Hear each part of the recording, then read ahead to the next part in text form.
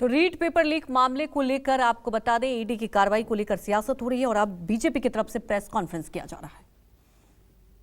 बाद में उन्होंने अपना राग परिवर्तित करते हुए राग में दूसरा सुर अलापा और उन्होंने कहा कि इसमें हम जांच करवाएंगे।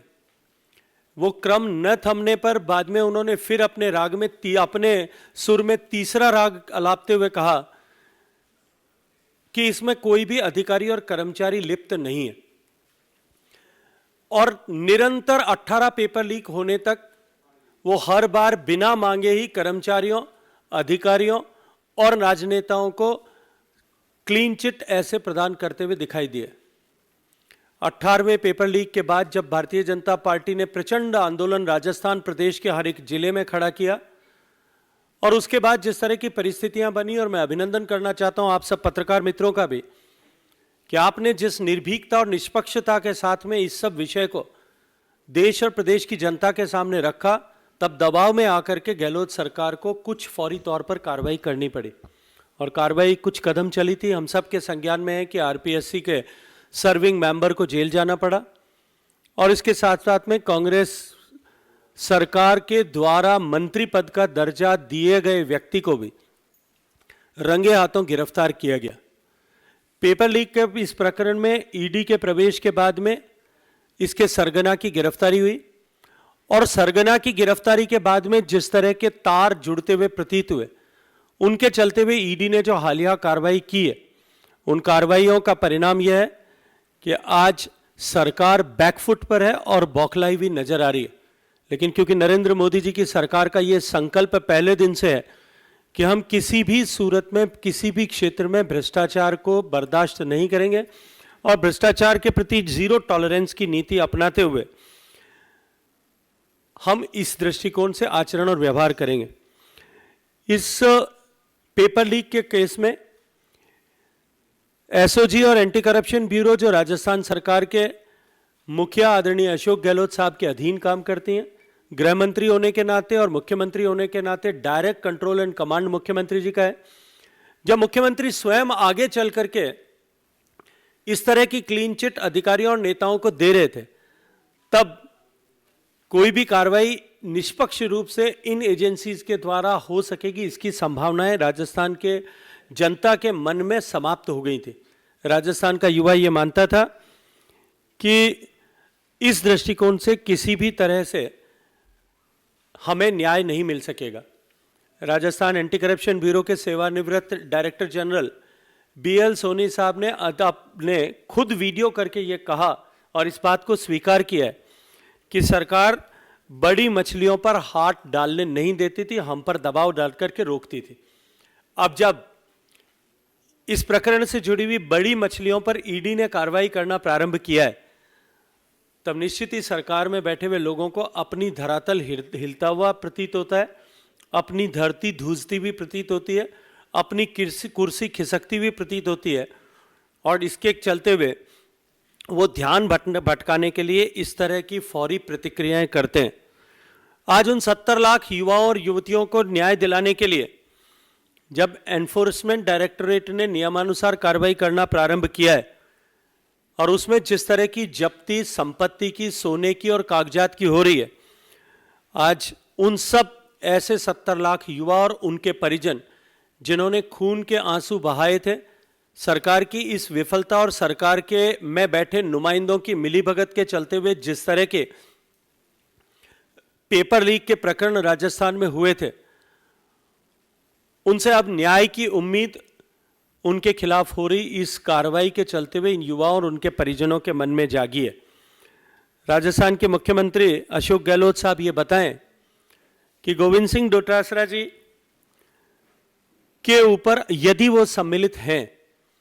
उनके सूत्र और तार ये पेपर लीक के यदि उनके परिवार और उनसे जुड़े हुए मिलते हैं, तो इन गरीबों, इन दलितों, इन शोषितों, इन पीड़ितों ऐसे और उनके परिवार के युवाओं को न्याय दिलाने के लिए उन पर कार्रवाई होना चाहिए कि नहीं होना चाहिए। मैं आप सबको स्मरण कराना चाहता हूं कि जब माननीय मुख्यमंत्री ये कह रहे थे कि कोई भी अधिकारी और कर्मचारी इसमें सम्मिलित नहीं है, तब पहली ही जांच जब एंटी करप्शन ब्यूरो ने की थी उस पहली जांच में उसके सूत्र जो है अधिकारियों और नेताओं तक पहुंचे थे, लेकिन इस राजनीतिक स्तर पर हुए भ्रष्टाचार को दबाने के लिए गहलोत सरकार ने उस जो है जांच को रोकने का काम किया था। मुख्यमंत्री जी एक तरफ तो इस बात को कहते हैं कि ईडी को आर्थिक अनियमितताओं के लिए कार्रवाई करनी चाहिए, दूसरी तरफ जब इस तरह की आर्थिक अनियमितता पर कार्रवाई होती है तब वो तिलमिला करके अलग तरह के बयान देते हुए प्रतीत होते हैं।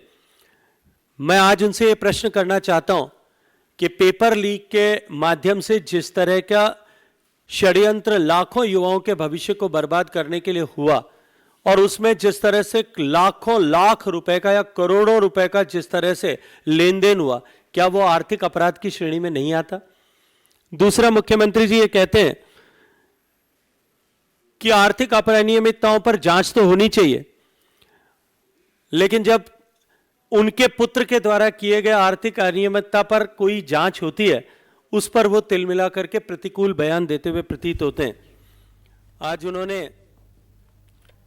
तो हमारे साथ इस पूरे मामले को लेकर ज्यादा जानकारी के साथ जयपुर से केजे श्रीवास्तव लाइव जुड़ चुके हैं। केजे, देखिए ये तो लाजमी सी बात है कि अब इस पर सियासत गरमा जाएगी। एक तरफ आपने देखा अशोक गहलोत ने निशाना साधा कि मैं यहां की जनता के लिए काम कर रहा हूं, बीजेपी नहीं चाहती, और आप देख रहे हैं बीजेपी की तरफ से प्रेस कॉन्फ्रेंस किया जा रहा है कि युवाओं के भविष्य के साथ खिलवाड़ हुआ है तो एक्शन तो होगा।